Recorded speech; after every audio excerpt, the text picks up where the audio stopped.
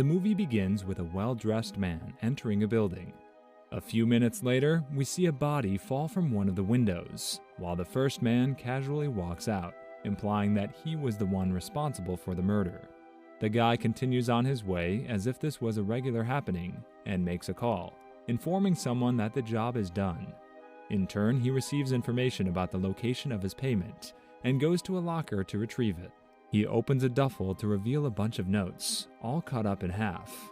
He makes a comment about how the client pays him half now, half later, before returning home. He sits in his study and works on piecing together the cut-up notes while he listens to a lecture in French. He then introduces himself in French, practicing it, as Victor Maynard, a 54-year-old professional hitman. The following day, we see a man in a workshop working on examining a diamond when Victor strolls in. The man inquires about Victor's identity as Victor stands adjusting the noise suppressor in his pistol.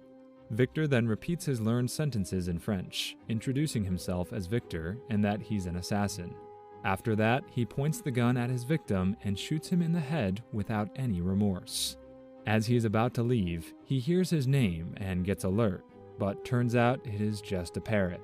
Victor points the gun at the bird, but changes his mind. He decides to bring it along with him. As he stands on the sidewalk, the parrot wolf whistles at a woman from inside his cage, making Victor embarrassed and hurry on his way. Victor visits his mother, who is a formidable character. We find out that, until recently, he used to live with her. For his upcoming birthday, she gifts him a leather-bound book, in which she has gathered all the clippings of Victor's killings, from his first to the most recent, and has helpfully also left space for future endeavors.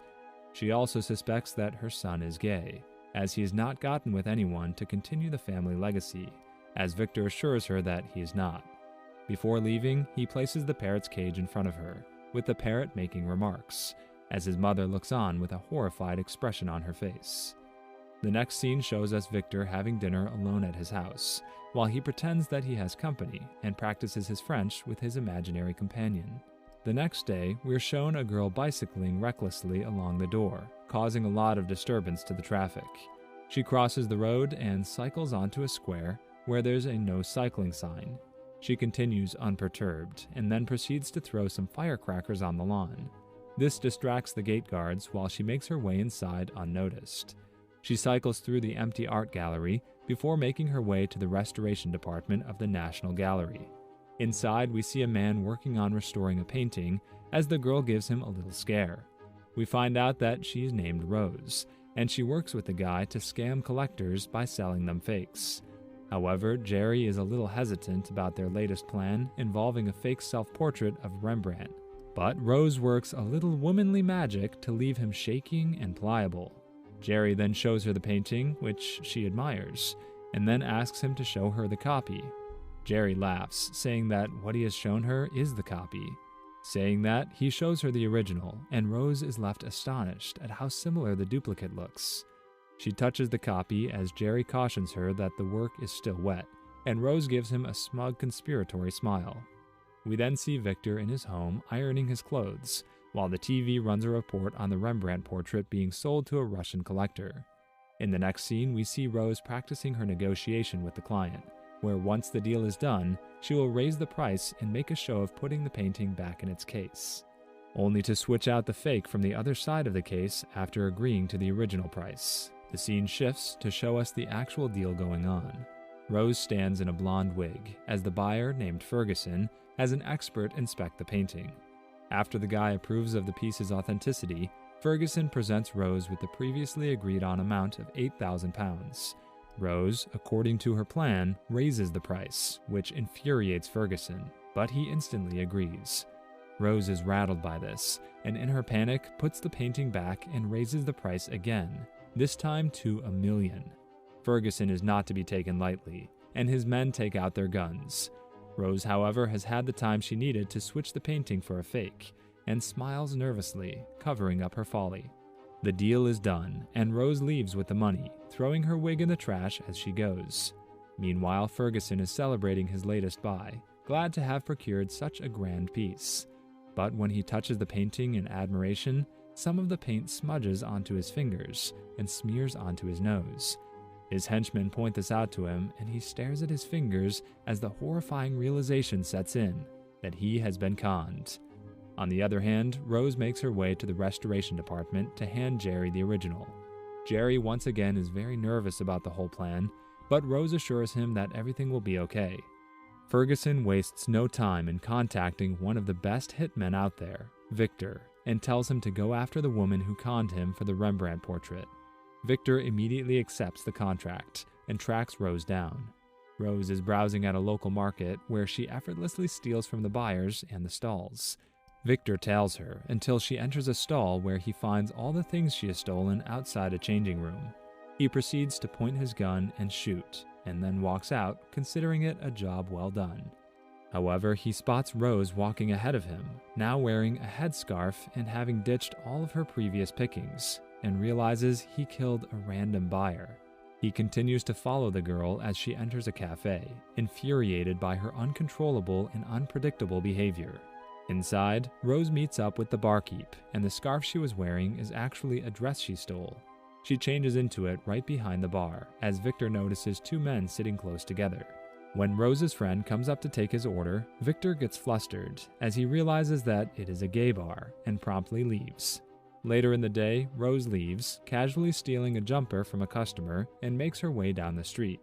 Victor yet again tries to take a shot as it is now dark, but some pedestrians block his view. Rose ends up at a hotel, where the doorman seems to be her friend and unabashedly flirts with her. Rose goes up to her room as Victor sets up his shop outside her window. He prepares his sniper to take a shot at her as Rose changes on the bed. Just as he's about to pull the trigger, the doorman enters the room and the two of them start getting physical with each other. Yet again, Victor is forced to wait and sets up a microphone to keep an eye on the activities. He hears the rigorous sounds of the pair's activities and tries to keep himself busy by playing a game of chess with himself. Eventually, though, he falls asleep and wakes up after the sun is up. He immediately checks on Rose, who is dressed and about to leave.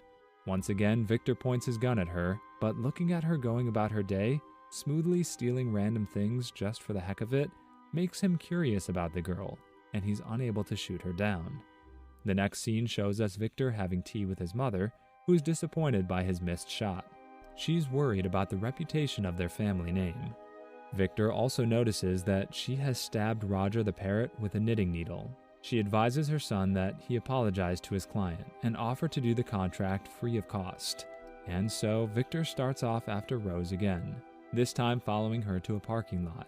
As he points his gun at her, he sees one of Ferguson's men walk up to her, and he is clearly about to shoot Rose.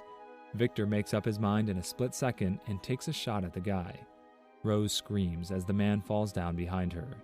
Victor ensures that the man is dead before kicking away his gun and telling Rose to quickly get in the car. We see a quick shot of a guy hiding under the car as the gun slides in front of him. Inside Rose's car, Victor realizes what he is doing and starts to question himself. But just then, another of Ferguson's men, Mike, reveals himself to have been hiding in the back seat and holds Rose and Victor at gunpoint. He makes them get out and face the wall before a shot sounds and Rose collapses. But it turns out that the guy who was hiding underneath the car has shot Ferguson's henchman and is freaking out, saying that he's never used a gun before, while Rose simply fainted from the shock of the gunshot. Victor calmly takes the gun from the guy, whose name is Tony. The two of them drag Mike's body to the stairwell area, but Tony stops Victor from killing the guy, saying that they have enough time to make a run for it without any more killing. Victor seemingly agrees, but when Tony leaves, whips out the knife again. This time, he's interrupted by a hysterical Rose, who's freaking out about the dead guy who was about to kill her and feels unsafe outside. As she's crying, Victor tries to slit her throat, but is unable to bring himself to do it. He then tries to walk away as Rose rifles through the dead man's pockets, but she stops him, asking him for his help and protection. Victor denies her, but Rose sweet-talks to him, pleading to him as a damsel in distress, and Victor also falls prey to her charms. She pays him half up front for her protection, and they get into her car to leave, when Mike shoots at them from behind. Victor tells Rose to back up and run him over, but in her confusion, she accidentally hits the accelerator and almost runs over Tony, who had stepped in front of the car. Tony is quickly given refuge in their getaway car, and Victor steps on Rose's foot to accelerate so that they can make their escape. Victor takes the two of them to a fancy hotel in order to lie low, and also lies to Rose, saying that he is merely a private detective. He tells them that they'll be safe here, as whoever wants to kill them will check the cheaper places first. As he is about to request 3 rooms, Rose interrupts and asks for just one, as she believes it will be safer. After they're shown to their room, we see that Ferguson is in the room down the same hall as our gang. And not only that, but he also owns the place.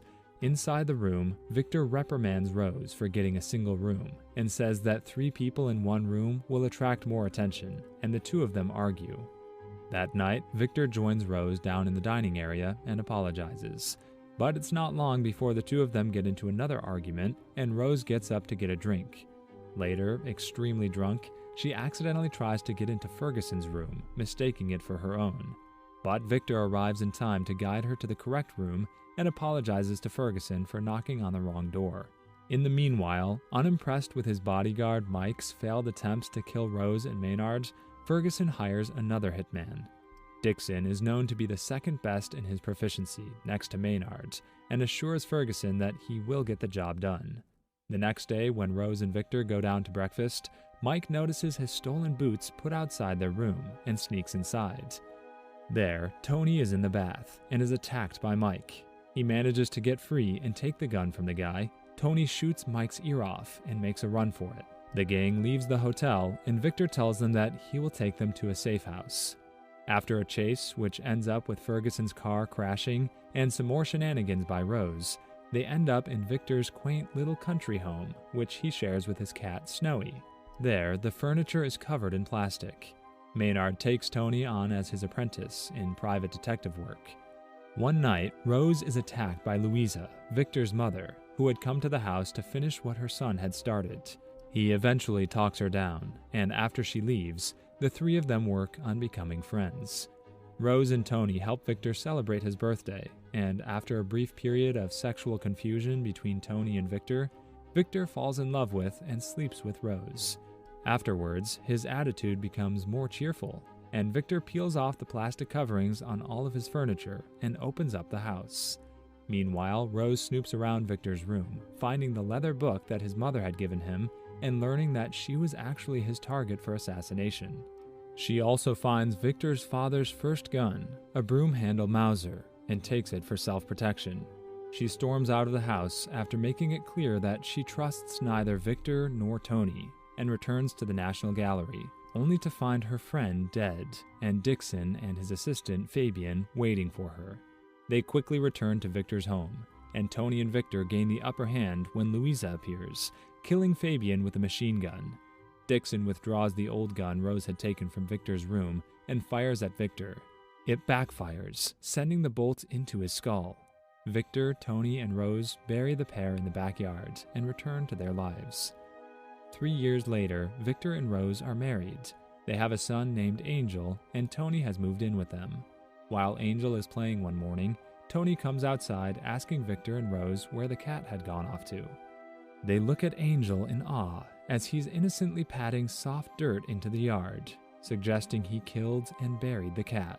Victor smiles with pride as the others watch, and this is where the movie ends. Subscribe for more videos like this. Turn on the notification and leave a like to help the channel out. Thank you for watching.